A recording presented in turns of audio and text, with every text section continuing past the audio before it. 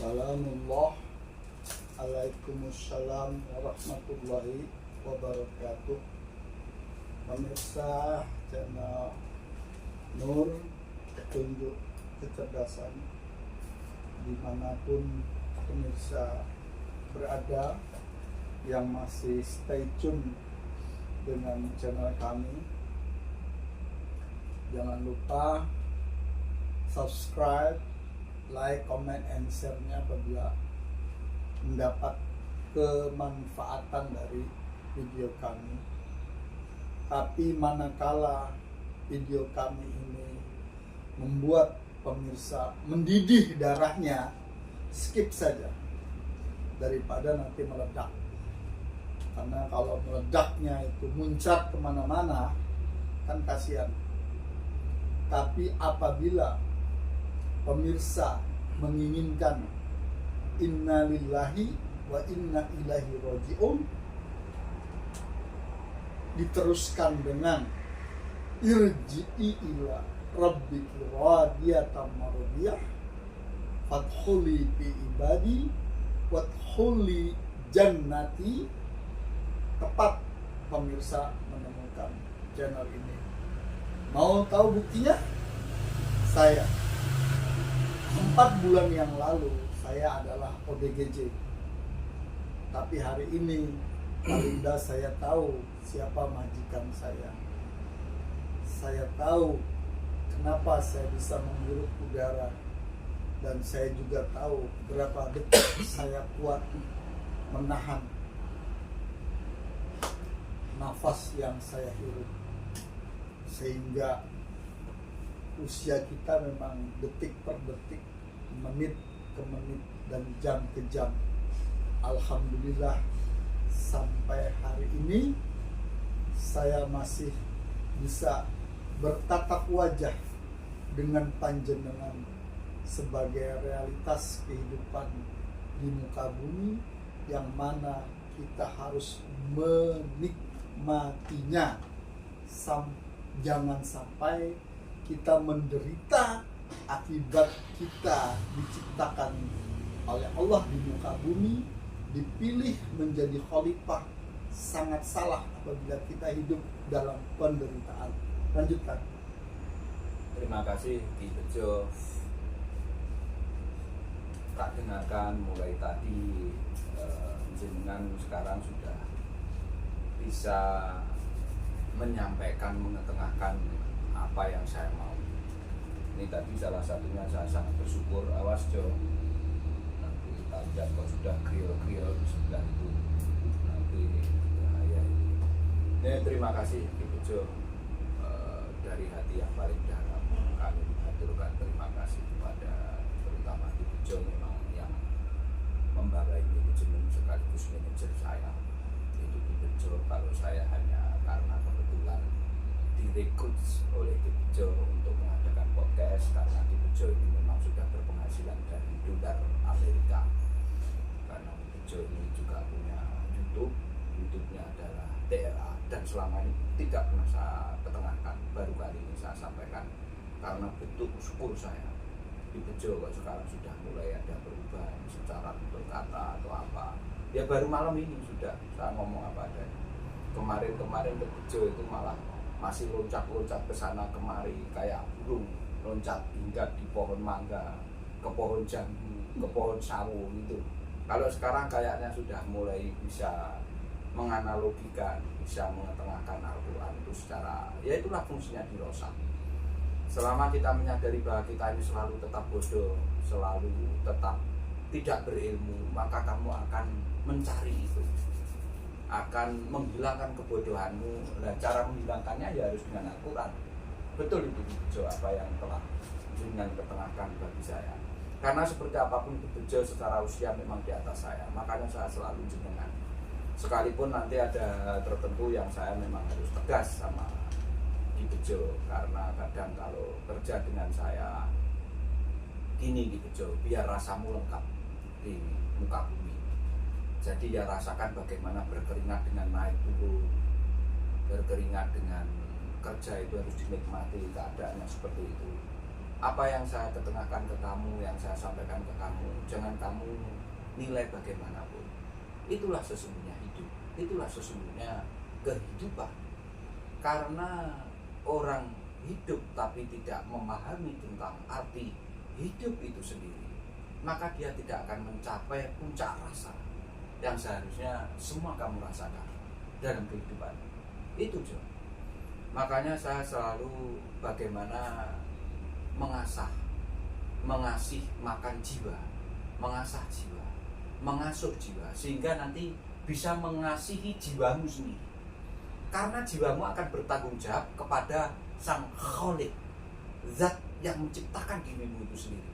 Nah, kalau kamu cara ngasahnya, cara ngasih makannya, cara mengkajinya, mengasuhnya, mengasihinya tidak dengan Al-Quran, tidak bisa. Tidak mungkin kamu akan menemukan ilmu hidup itu sendiri. Karena hidup itu sesungguhnya dari al-hayat, tak-dunya wal, keakhiranmu itu. Tidak bisa hidup sekedar hidup. Kalau hidup sekedar hidup, ya flora fauna itu semua hidup. So. Dia juga bertumbuh kembang, terbukti beranak pinak.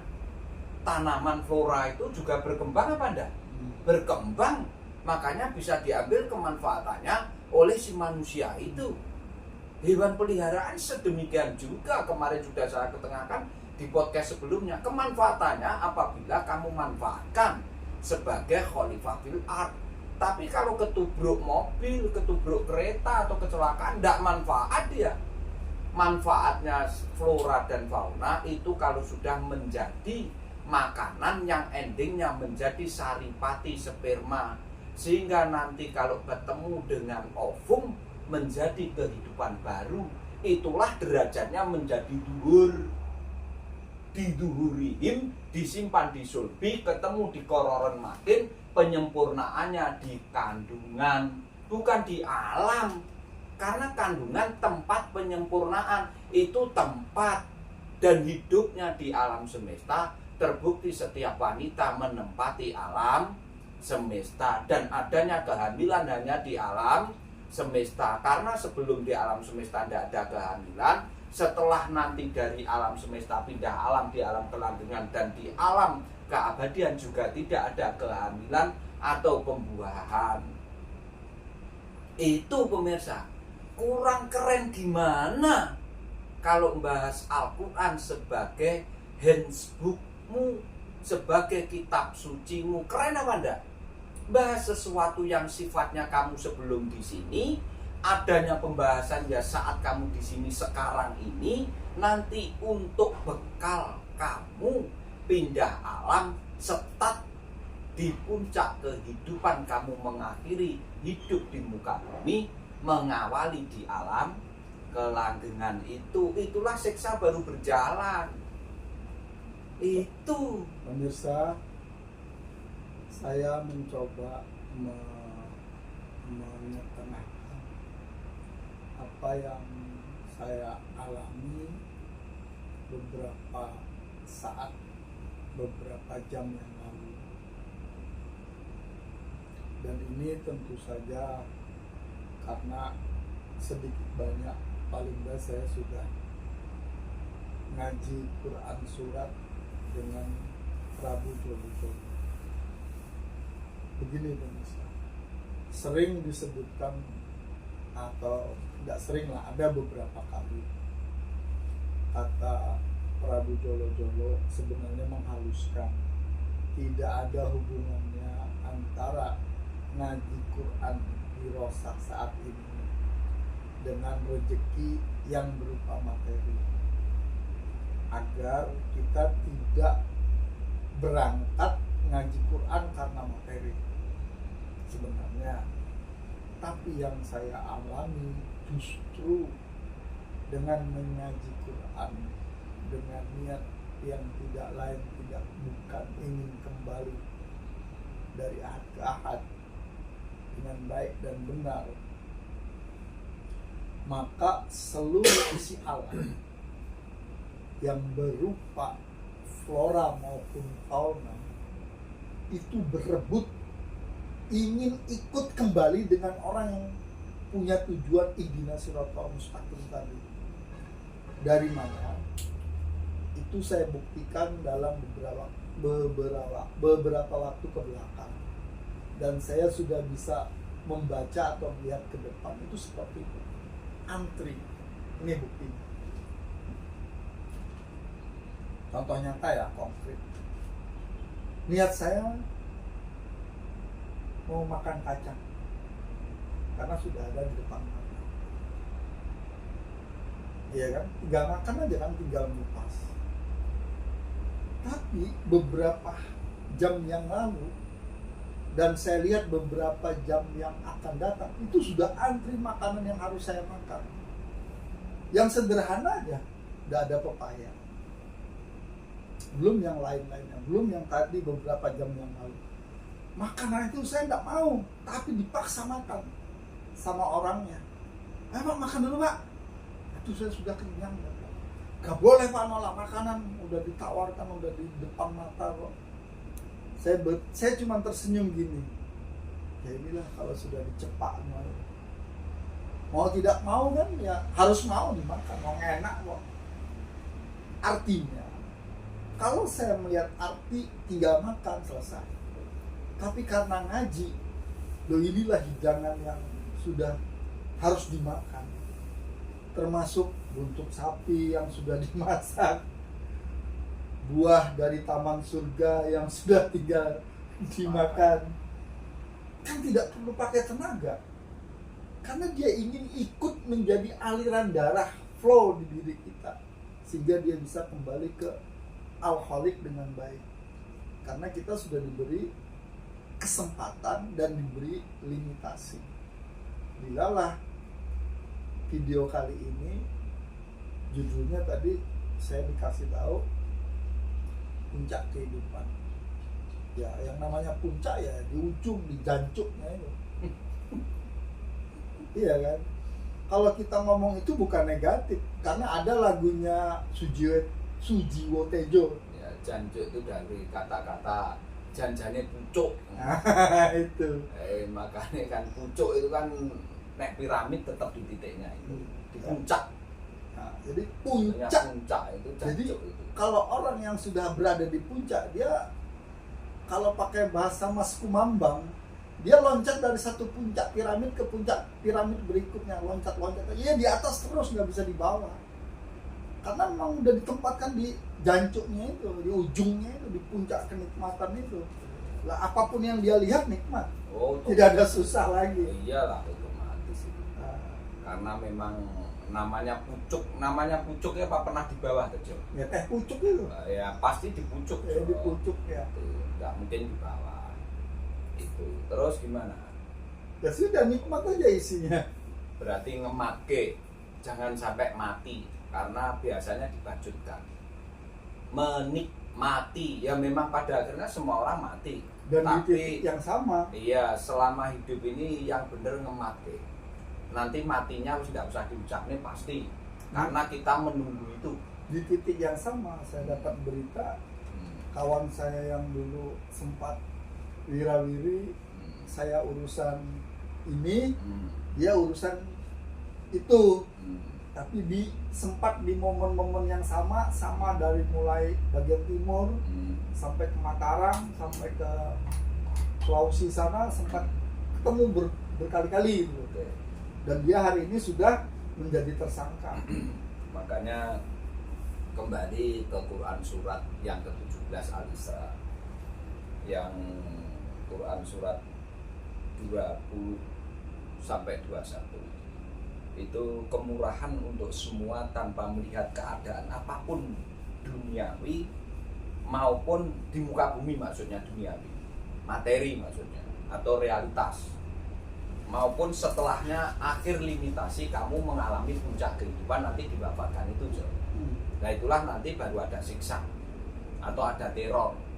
Siksa atau teror karena kamu tidak bisa merubah naluriahmu menjadi nurani yang nanti pada akhirnya irji itu. Jadi kita tekankan berarti ya, kalau salah langsung dikoreksi. Oh siap. siksa kuburan itu ada, bukan siksa kubur, siksa kuburan. Nah, yang ada siksa itu sesungguhnya siksa kuburan, bukan siksa kubur. Karena orang dikubur itu ndak ngerti bodohnya. Jiwamu itu seperti apa kamu ndak ngerti. Akhirnya namanya orang bodoh gimana? Itu loh, Jo. Tapi kalau di kuburan kamu dapat teror nanti. Karena apa? Limitasimu sebagai kekhalifahan sudah habis. Sehingga menerima apa yang telah kamu lakukan selama kamu menjadi khalifah itu. Itulah bentuk tanggung jawab karena kamu diangkat sebagai khalifah. Enak SOP pengangkatan itu aja. No. Nah ya wis. Jadi saya ingat pertanyaan teman saya waktu masih jadi siswa maha. Dia bilang, sakno ya, apa sakno? Urung dihisap, terus disiksa kubur, sing poker waya dihisap, ono mana hisap, ono mana siksa mana. Padahal kan orang namanya kuburan itu di kuburan kan belum kiamat katanya. Masa sudah disiksa? Kok baru kiamat disiksa mana? Lah siksa toran isinya gitu. Nah, sekarang gini. Namanya mizan, timbangan, itu adanya di mana sih, Jo? Dunia. Dan saat kamu menimbang itu sesungguhnya sebelum di dunia atau setelah dari alam semesta, apa saat ada di alam semesta? Kalau menimbang saat ada di alam semesta. Namanya mizan adanya di alam semesta, menimbangmu ya adanya di sini, belajarmu adanya di sini. Kamu menilai dirimu sendiri sesungguhnya jiwamu itu termasuk jiwa yang bagaimana? Itu di mana sih, Jo? Di muka bumi. Di muka bumi, karena setelahnya kamu menerima konsekuensi apa yang kamu bisa menilai dan menimbang itu di sini gitu loh, Jo. Makanya belajar itu enak-enak kene. Al-Qur'an enak ya neng kene, bar kok kene gak enak, saurunge neng kene Al-Qur'an ya ora ono. Itu yang harus disadari sejak awal sehingga kamu bisa menghisap dirimu, mengetahui dirimu sesungguhnya itu sebagai seorang apa, kafir, non muslim, apa termasuk wong jahil, apa termasuk wong munafik, apa termasuk wong kufur. Itu kan di sini kamu bacanya, taunya, sehingga bisa kamu rubah. Kalau kamu bodoh piye ben gak bodoh, nek we najis piye ben gak najis, nek salatmu wis batal gak sah piye amrene dadi sah menggunakan ilmunya Allah. Sehingga nanti saat setelah dari sini kamu tinggal menerima apa yang kamu lakukan selama kekhalifahanmu di muka bumi. Sebetulnya itu karena setelah dari sini tidak ada bolak-balik seperti di sini. Jadi pemirsa, yang dituntut Gusti Allah kepada khalifah itu satu dan utama adalah akhlakul karimah, bukan jidat batok ireng. Karena kalau jidat batok ireng itu bisa digosok ke batu asahan, seminggu selesai. Tapi nek akhlakmu menyakiti tetangga kiri kananmu, menyakiti keluargamu, menyakiti rakyatmu, maka sehebat apapun amal ibadah pribadimu gak payu. Sekarang Quran surat Al-Isra ayat 22 Jo. Dibaca Jo. Hati-hati Jo, pelan-pelan Jo. Gak usah tergesa-gesa. Gak ada yang besar Jo.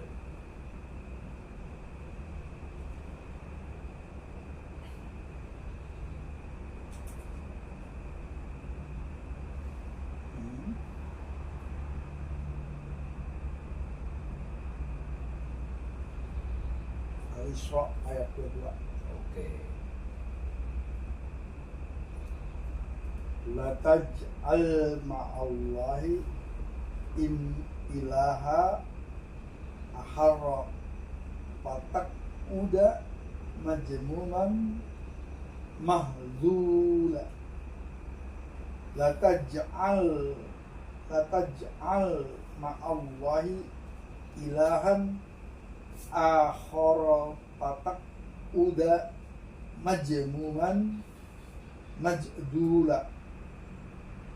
Janganlah engkau mengadakan Tuhan yang lain di samping Allah, nanti engkau menjadi tercela dan terhina. Sudah yang dua-dua. Artinya begini pemirsa, sesungguhnya janganlah engkau mengada-adakan Tuhan lain kecuali Tuhan yang menciptakanmu. Itu kan terjemahan secara harfiahnya yang tertulis. Itu sesungguhnya begini. Jadi hidup ini harus realistis, sesuai kapasitas dan kemampuan keadaan yang telah ia terima dalam hidup itu sendiri. Tidak boleh mengangan-angan kosong. Tuhan itu definisinya apa? Tuhan itu ya definisinya Tuhan ini sesungguhnya begini pemirsa. Tuhan itu adalah sumber dari segala sumber hidup, sehingga kamu menyadari bahwa dirimu ada yang menciptakan. Karena terbukti saat dirimu ada, pasti ada yang mengadakan. Itu Tuhan. Atau yang menciptakan. Iya, Itu Tuhan. itu Tuhan. Kalau Allah, Kalau Allah itu adalah adanya setelah penciptaan itu, maka menuntut kejadian berikutnya, maka Allah muncul. kalau Rob, Kalau Rob sama dengan Tuhan, karena Rob itu ilmunya. Makanya ilmunya itulah sesungguhnya Rob. Kalau Allah itu sesungguhnya setelah ada kamu ini. Makanya sebutan saat jenengan isih neng alastu birobikum, bahasanya pakai Rob, tidak pakai Allah. Allah itu adanya setelah kamu di alam semesta. di Quran bahasa Tuhan apa? Bahasa Tuhan Rob. Gak ada tulisan Tuhan ya? Tidak ada tulisan Tuhan. Itu Berarti Karena- Tuhan itu kan bahasa Indonesia. Tuhan itu bahasa Indonesia. Tapi sesungguhnya itulah laha. Kalau bahasa lisanun Arabiyun kan Rob berarti. Rob, bahasa Pencipta. pencipta. Zat, Kalau sang Allah Khalik. setelah penciptaan baru kejadian-kejadiannya ada Allah. Ya, kejadian pasti dirangkai oleh Allah. Ya. Karena Allah itu setelah kamu mewujud, makanya biasanya di Al-Quran pasti bahasanya kami. Lah kami ini siapa? Kan harus kamu gali. Bahasa kami ini siapa? Mewakili siapa kok penyebutannya kami? Berarti kalau Tuhan itu yang menciptakan, Hmm, kalau hantu itu yang gentayangan. otomatis karena ilusi dan angan-angan. Karena dia tidak menggunakan kendaraan. Gitu. Sehingga dia tidak bisa menampakkan secara langsung. Nek jenengan ki nampak secara langsung karena nek alai. Kan Makanya sebutan Allah ini gelari jagat ono. karena ada pertanyaannya begini. Janjane Tuhan itu opo sopo sih? Iya. Berarti kan kalau di bahasa yang lain Tuhan itu kan God kan. Iya, Good. good. Atau di bahasa yang lain good itu bahasa yang lain ilahen. Zeus atau Ilahen boleh. Ya, Kalau Romawi Zeus. nah dari situlah akhirnya para ahli kita Hmm. membuat nama lain atau kata lain Tuhan atau God atau Zeus atau ilahen tadi, Nah, sehingga dia kotak-kotakan sesuai dengan kotak Pandoranya. iya. Dia sebut Islam karena memang di Quran ada Islam. Hmm. Dia sebut Kristen karena memang ada ucapan Kristen. Iya. Dia sebut Buddha karena memang ada sebutan Ya, Buddhisnya. ya Buddhis. Dan itu kan masing-masing dengan lingkungan keadaan pada saat Saat itu ya. Iya. Buddhis itu dari kata-kata Budi sebetulnya. Ya. Jadi Dharma Bakti Budi Nah. akal pekerti. Gitu. Sementara semuanya itu kan agama samawi. Iya. Nah, karena agama samawi bahkan cuma satu, Iya. agama tauhid, keahatan, Iya. ketuhanan, Iya. kegotan, Iya. keilahian. Sekarang gini, kembali lagi gini. Awalnya antara bumi langit ini kan Menyatu. menjadi satu padu. Akhirnya dipisah. Ya. Lah, mengapa ketauhidan itu fungsinya sampai ke spiritual? Karena ada pemisahan itu yang awalnya kesatupaduan. Ya. Setelah itu maka Rob ini kan tidak dengan bahasa Rob terus. Karena jenengan, makanya di situ ada bahasa kami, maksud saya gini. Kami itu karena bisa mewakili jasmanimu, bisa mewakili rohanimu, sekaligus mewakili jiwamu. Makanya di situ disebut kami. Tapi juga ada akunya, sehingga jenengan nanti ngerti tentang la ilaha illallah, la ilaha illa ana, la ilaha illa huwa, la ilaha illa anta. Karena dirimu terdiri dari 4 kesatuan unsur yang asalnya dari nafsun wahidan menjadi umatan wahidan. Itu karena dari kata-kata umum, akal, pangkal, sumber. Karena dari itulah akar, sehingga harus ngerti ibu atau induk. Sebetulnya itu kalau pengen bahas secara kafah, melingkar, bulat, utuh, sehingga nanti tidak kecokot bulatannya tuh. Sehingga di Quran surat Al-Isra yang 22 ini, hidup itu harus realistis sesuai dengan kapasitas, kemampuan dan keadaan yang telah ia terima dalam hidupnya itu sendiri. Tidak didasari angan-angan kosong, karena rangkaian ayat yang ada di surat 11 sampai 22 di Al-Isra ini sesungguhnya mendasari bahwa kehidupan seseorang itu berkaitan dengan realitas dia di alam semesta yang telah diciptakan sekaligus dijadikan khalifah fil ard. Itu sendiri, sehingga dia tidak, jangan sampai didasari dengan celaan dan hinaan yang kosong karena angan-angan belaka. Padahal Quran menerangkan sesuatu itu dengan kejelasan pembuktian secara visual dan tingkah laku yang berkaitan dengan etika dan moral.